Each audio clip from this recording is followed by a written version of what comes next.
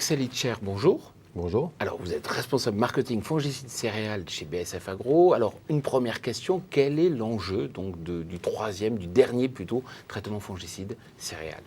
Alors le dernier traitement en fait a un double enjeu. Donc le premier, c'est bien sûr la protection des feuilles, donc contre les maladies septoriose et rouille. On sait que les trois dernières feuilles collaborent en fait à 75% du rendement. Et puis le deuxième objectif, c'est la protection de l'épi. C'est la protection contre, bien sûr c'est un relais septoriose et rouille, mais c'est aussi la protection contre la fusariose, donc qui permet de gagner des rendements d'un côté, mais qui aussi a un impact négatif, la fusariose a un impact négatif sur la qualité non seulement technologique, mais aussi sanitaire, donc mycotoxines. Alors justement, est-ce qu'il y a un antagonisme d'un côté entre la recherche du rendement et de l'autre côté la recherche de la qualité?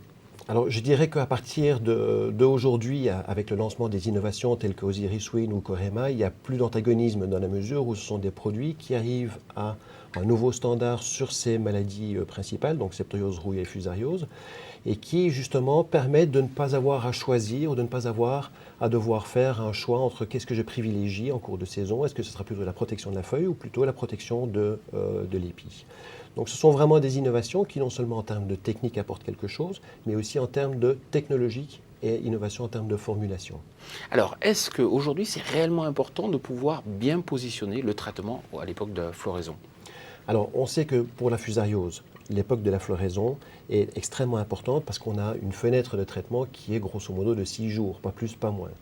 Et c'est d'ailleurs pour cette raison que nous avons développé des services tels que le scan floraison. Donc c'est un service, un conseil en fait sur un certain nombre, sur une zone géographique, qui permet d'aider l'agriculteur à déterminer quelle est la date exacte de traitement donc à la floraison pour savoir s'il va devoir traiter à telle date ou à telle date, et aussi en fonction des conditions climatiques, si ce jour-là sera optimum ou au contraire il y aura trop de vent, trop de pluie, etc. Mais c'est vrai que sur la fusariose, il y a quand même un moment clé, c'est le traitement à la floraison. Là, il n'y a pas de secret. Justement, vous lancez une nouvelle formulation, alors quels sont ses atouts? Alors, l'enjeu de la formulation, finalement, c'est quoi?